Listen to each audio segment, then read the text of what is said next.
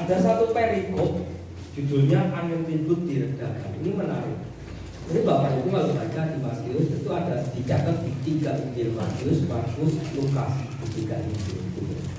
Nah, tetapi khusus yang Injil Markus ini sedikit ada perbedaan. Ya, untuk yang Matius sama Lukas hampir sama. Nah, saya melihat yang di Markus pasal 4 ini ada perbedaan sedikit. Ayat 35. Markus pasal 4 ayat 35. Ayat 35 ya. Bapak Ibu bisa baca di sini ya. Nah, kita berkata demikian. Pada hari itu waktu hari sudah petang, di petang ya. Yesus berkata kepada mereka, pada murid-muridnya, marilah kita bertolak ke seberang. Saya ngajak dong. Yesus, ya dong. Petang, ya bertolak ke seberang. Ayat 36. Mereka meninggalkan orang banyak itu, lalu bertolak dan membawa Yesus beserta dengan mereka dalam perahu di mana Yesus telah duduk dan perahu lain juga menyertai dia. Yesus ngajak bertolak, yuk seberang gitu, numpak perahu gitu ya. Tapi ada perahu-perahu lain juga. Ya, nanti di Matius sama Lukas itu tidak dicatat ada perahu lain. Tapi Markus ini mencatat dan perahu-perahu lain juga menyertai. Jadi perahunya ada berapa? Banyak berapa?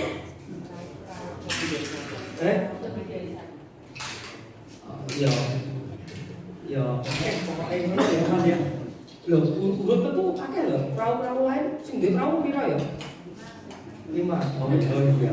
Pokoknya ada perahu lain, bukan hanya perahunya Yesus. Nah, yang di perahu Yesus itu murid-muridnya. Ya, jadi ini spesial. Jadi kayak nek ngene iki ibadah nek kene sing oleh lungguh nek kono iku Pak Bowo. Kono spesial. Jadi Bowo aku nek kono. Jadi begitu aku teko sing lungguh kono nanti pinggir perawani gitu. Nah, perahunya Yesus ini ada murid-murid. Jadi murid-muridnya itu sak perahu kira-kira sak ngono. Ya, aku lagi murid-murid Yesus kabeh kita sak perahu gitu. Ya, murid-murid Yesus enggak piro? 12. 1 2 3 wis kono ora berarti. Nah, kita berkata ada perahu lain juga yang mengikuti. Ya, terus ayat 37 ini menarik. Bahkan bacaan kita itu mesti lon-lon. Lalu mengamuklah taufan yang sangat dahsyat. Taufan. Berarti taufan. Angin kira-kira sangat dahsyat. Nek ngene Matius sama Lukas dicatat sekonyong-konyong. Sekonyong-konyong itu apa? Cuma bedunduk tiba-tiba itu ada taufan yang sangat dahsyat dan ombak menyembur masuk ke dalam perahu sehingga perahu itu mulai penuh dengan air. Nah, begitu ini tiba-tiba ada ombak taufan terus mlebu oleh perahu. Pertanyaannya, perahu yang lain tadi kena apa? Kenal? Nah, aku diwajah. Soalnya aku kira oke udah kenal. Aku wajah ya. Ini menarik saudara. Ayat 38 ya. Pada waktu itu Yesus sedang tidur di buritan di sebuah villa. Buritan ki apa ya? Buritan ki apa ya?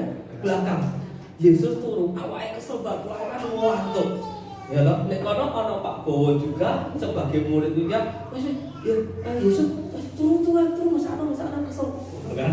Ya, turun di buritan. Yesus tidur. Maka murid-muridnya membangunkan dia dan berkata kepadanya, "Guru, engkau tidak peduli kalau kita binasa." Dia ngomong guru bahasa Inggrisnya gini, "Kowe kok iso turu iku lho?" Ngono. Ngerti ya? Kok tidak peduli, kowe kok iso turu? Wong koyo ngene kok iso turu ngono. Gitu. Kira-kira nek kita jadi muridnya mati tak ngomong koyo. Enggak berani. Tapi dia kita berguru. Engkau tidak peduli kalau kita binasa. Jadi perahunya ini kemasukan, terus podo buangi banyu, ya kan? Terus kemudian mereka bilang Yesus tak turun, gitu. Ya, perahu yang sama. Kok Yesus turun? Guru, engkau tidak peduli kalau kita binasa. Ini perahu yang sama, ada kita, ada Yesus. Misalnya kita ini kan satu di perahu yang sama. Tiba-tiba kalau kita mengalami goncangan masalah, apa yang saudara dan saya lakukan? Loh Yesus kok iso kita di perahu yang sama? Yesus kena kesiram banyak juga kan? Mestinya ya. Kok tak kok kita tekan ya? Kok kita tekan kalau sekarang ketemu Yesus, kok kita diskusi entry Yesus bahas ini, gitu. Karena apa? Karena ini kita berkata Yesus di perahu yang sama dengan kita. Yang mengalami ombak badai topan itu Yesus dan murid-muridnya. Ini menarik. Terus ayat berikutnya. Ia pun bangun, Yesus tadi menghadap angin itu dan berkata kepada danau itu, diam, tenanglah, diam, tenanglah. Ini artinya saya ngomong, marah ya aku iso turu. Bukan itu. Diam, tenanglah. Itu karena apa? Lalu angin itu reda dan danau itu menjadi kudus.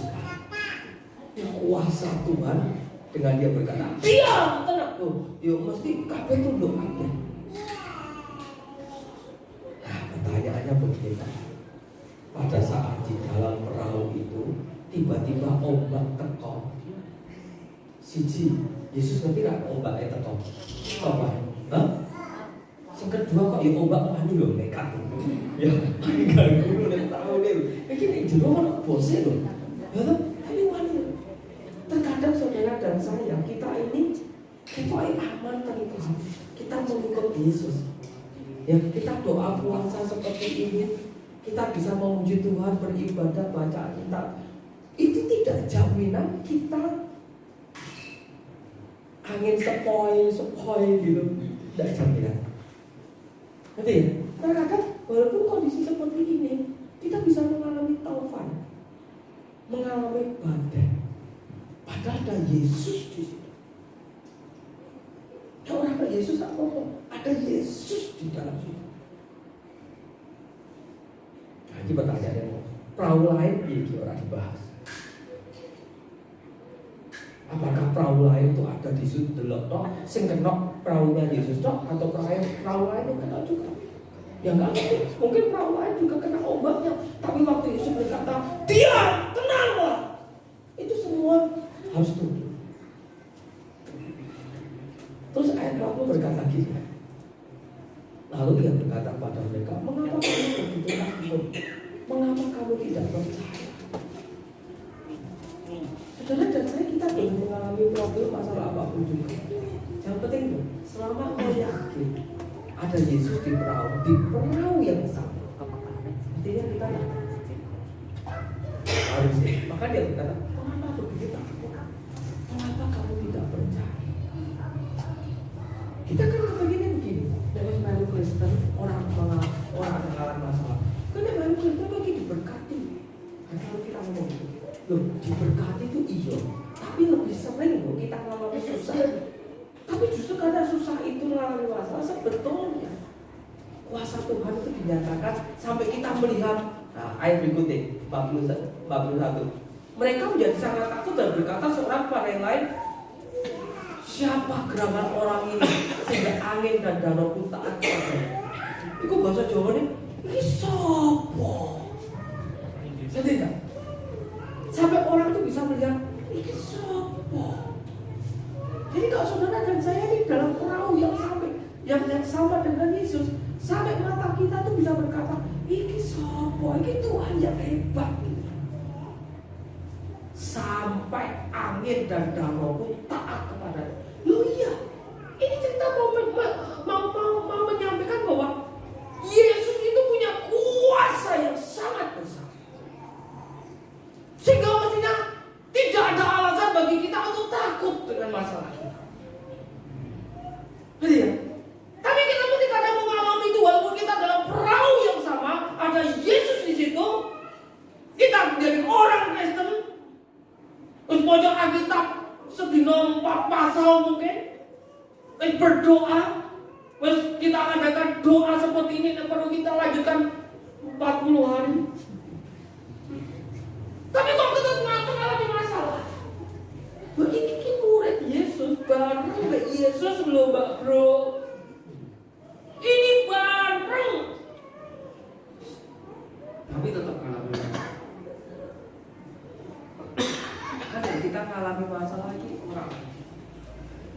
Tapi yakin pastikan ada Yesus di perahu. Dalam tanda kutip maksudnya. Nanti ya, ada Yesus di perahu. Masih ingat yang kemarin hari Sabtu? Aku sekali-kali tidak akan membiarkan engkau. Dan aku baca demi ini kita bisa.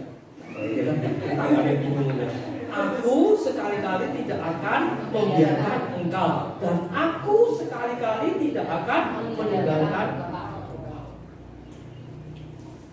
Karena dia ada di perahu, di dalam perahu. Saudara, Yesus itu ada di perahu rumah tanggamu. Dan dia berkata, aku tidak akan meninggalkan engkau. Keren. Jadi maksudnya kita takut apa? Tidak ada yang perlu kita takutkan.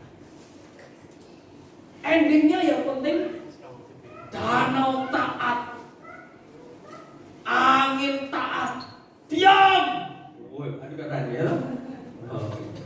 Iya, gue cerita. Pokoknya yang jelas ini semuanya taat. Saat kita menghadapi masalah, tidak apa-apa. Saya ulang lagi, pastikan ada Yesus di perahu yang sama. Yesus mau tidur atau tidak, yang penting ada Yesus, saudara. Karena dia maha kuasa. Nah, sebab pasti dia kalau Yesus bisa pergi.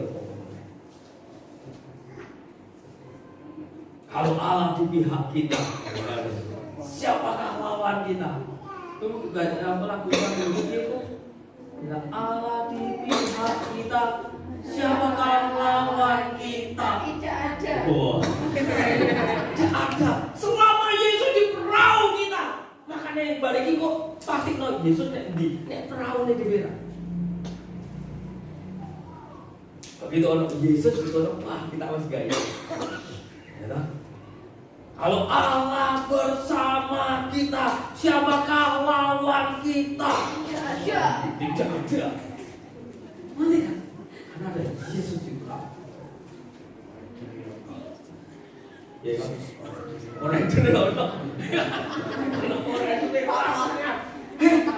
Hei, Bapak Ibu, betapa bangganya kita sama Tuhan loh. Benar tidak? Ini mau semangat dia mau meneh. Nanti kalau sopo, seorang di penting meneh. Kenapa? Karena kita punya Tuhan. Terus tak usah ngeluh dengan permasalahan kekurangan dunia yang dunia sediakan seolah kita kurang, serah perlu lah. Yang penting dipastikan ada Yesus di perahu kita. Nah, nek kowe ngerti praumu ora ana Yesus, lah itu bahaya. Ngeri iku. Iku ngeri tenan iku. Ora ana Yesus nek praune kita. Tiba-tiba ombak datang, waduh. Wah, aku udah kegembor-gembor ya pantes. Wah. Ora ana Yesus ya. Tapi Yesus pada perahu kita. Setuju? Judul firman malam ini adalah pastikan Yesus di perahu kita. Amin. Silakan Pak Petrus. Kalau malam hari ini saudara dengar cerita ini ya, ditulis ya berapa tahun yang lalu kan. Kalau kita belajar sesuatu.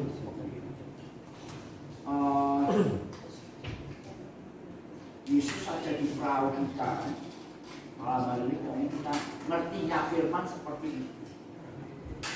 Tapi kalau lagi ya kemarin saya juga ibu ketemu sama hari di gereja, saya sharing soal ini. Kenyataan yang kita alami sehari-hari adalah kok ambil masalah pasti mikir masalah, benar? Kita semua gitu ya. Ambil masalah itu Tuhan pakai masalah. Kita alamiah ya manusia, pikirannya masalah itu saudaraku. Nah kalau itu saya video aku dewi alami promosi, kadang aku besok kelas pikiranku tarik kepada masalah itu. Itu fakta dan itu alamiahnya kita karena kita masih manusia. Nah kadang kan saya juga bisa memberi nasihat kepada orang-orang masih stres sampai main kabur sakit pikirannya gitu.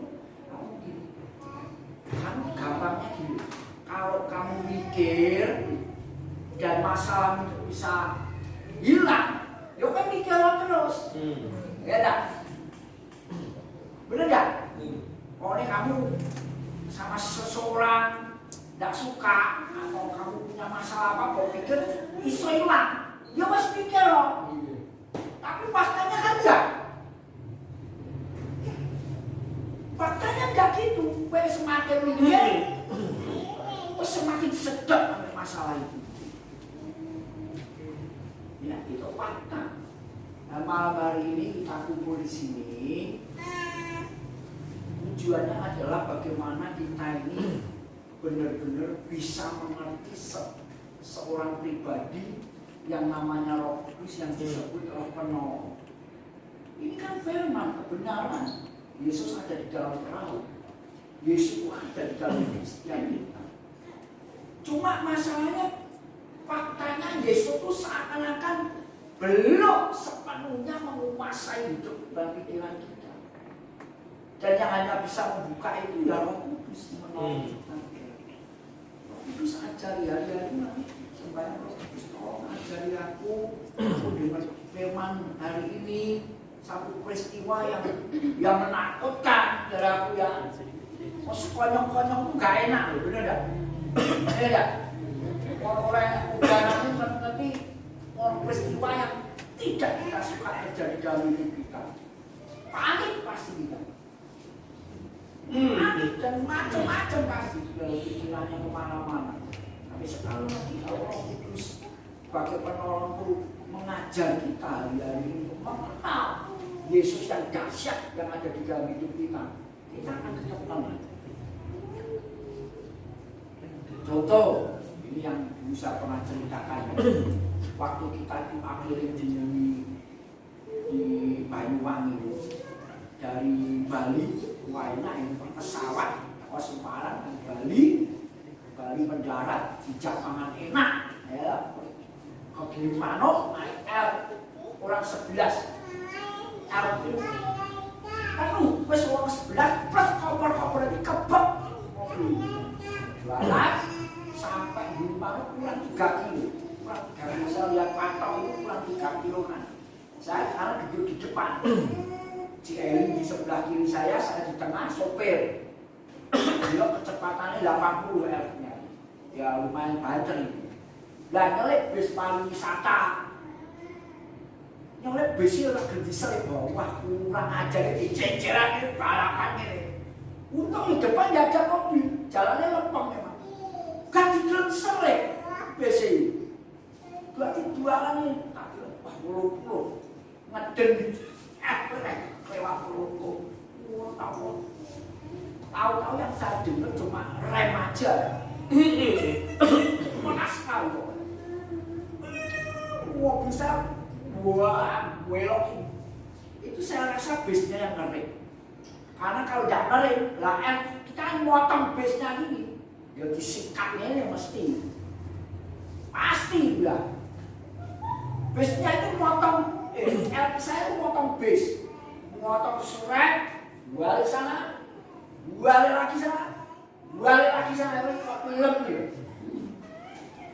Wes berhenti di sana misalnya. Berapa menit? 1 menit, 2 menit bisnya lewat. Bannya kempes, ban kanan, belakang. Habis bis anginnya. Habis dari sana kita ke kiri. Mobilnya berhentinya di kanan ke kiri. Tidak ada satupun di dalam mobil yang tidak ada. Semua diam. Cuma Ci Elin aja yang ngomong. Orang lagi ngomongnya Ci Elin. Tidak Tuhan Yesus tolong. Yesus tolong. Aku nyepelan saya saja yang dulu. Dia ngomong Yesus tolong 2 kali. Saya yang di depan waktu motor pertama itu, waktu mobilku jempare. Kalau motornya itu enggak ngene. Motor ngeles gitu. Buang ke sana, buang ke sini, buang ke sana lagi. Itu pasti jempare ya, mungkin yang mobil Elmeo tinggi kan. Banyak sisi elek oleh mobilnya dia. Kita berhenti dan semua turun. Malah jadi gigisan itu. Turun semua mau sopirnya pucat. Kita turun semua. Pak, mana Pak? Banjarnya Pak. Mobil menang. Semua mobil. Baru besoknya pagi kita ngobrol. Saya Pak Kasmul masih hidup. Sopir itu sama Dana. Kamu jadi sopirnya orang muda sopirnya. Hindu orang Hindu. Ya asli Bali ya. Dia jangan ngomong. Sopirnya tetapi kemarin itu Pak, waktu saya lihat spion banyak belakang itu sudah ngangkat. Jadi waktu motor ini memang miring mobilnya. Jadi miring, waktu sangat juga miring. Itu kalau datuan jempare pasti mobil itu. Sudah posisinya kencangnya itu motor lagi. Semua kita kenal kita ini. Karena saya yakin itu perbuatan Roh bisa menolong kami dengan kuasa Tuhan yang nyata. Malam hari ini kalau kita dengar firman ada Yesus di dalam hidup kita, ya. Ceritanya jelas kan? Ada Yesus di dalam perahu. Memang kadang Yesus seakan-akan tertidur. Kowe bengok-bengok pun Tuhan yang menang kowe seakan-akan seperti itu. Tapi percayalah, cerita ini kalau ditanya Tuhan Yesus, tahu enggak Yesus akan ada badai? Ya mesti tahu dia itu Tuhan kan. Ya. Siapa yang membuat badai? Ini kalau dilanjutkan ceritanya kan setelah ini mendarat di Gerasa. Ketemu legion itu ya. Jadi legionnya nyegat di setan Danau ini kan buat tahu-tahuan itu. Setan kadang buat seperti itu dalam hidup kita kadang. Tapi kadang-kadang kita yang jadi setan juga. Bukan setan disalah-salahin, tapi kadang kita membuka pintu diri untuk mengalami pencobaan. Ya. Sehingga kadang-kadang Yesus Ayo percayalah kalau kita berseru-seru hari-hari ini tolong kita. Persis ceritanya. Sampai sekarang pun Yesus tetap ada di dalam hidup. Ya, Sabtu lalu Pak Budi bahas tentang sekali-kali aku tidak akan meninggalkan engkau. Tidak membiarkan engkau. Sekali-kali aku tidak akan meninggalkan engkau. Itu kalau tidak Roh Kudus ngajar saudara dan saya. Saudara cuma ngerti, aku ngomongin tapi aku gak ngerti ngalamin apa. Ya, makanya hari-hari ini kita berdoa supaya Roh Kudus memenuhi hidup kita lagi, terus mengajar untuk semakin mengenal Yesus. Karena Roh Kudus itu akan menuntut kita semakin mengenal Yesus. Amen? Ya, kita sembahyang. Bapak kami sangat bersyukur buat firman-Mu malam hari ini Tuhan. Roh Kudus, sekali lagi tolong kami supaya kebenaran yang kami dengar malam hari ini semakin meneguhkan, meyakinkan kami bahwa Yesus Tuhan yang berkuasa itu ada dalam hidup setiap kami. Tuhan, terima kasih buat firman-Mu, berkat turut atas semua anak-anak yang ada di malam hari ini. Terima kasih di dalam nama Tuhan Yesus. Amin. Ya, saudara boleh makan.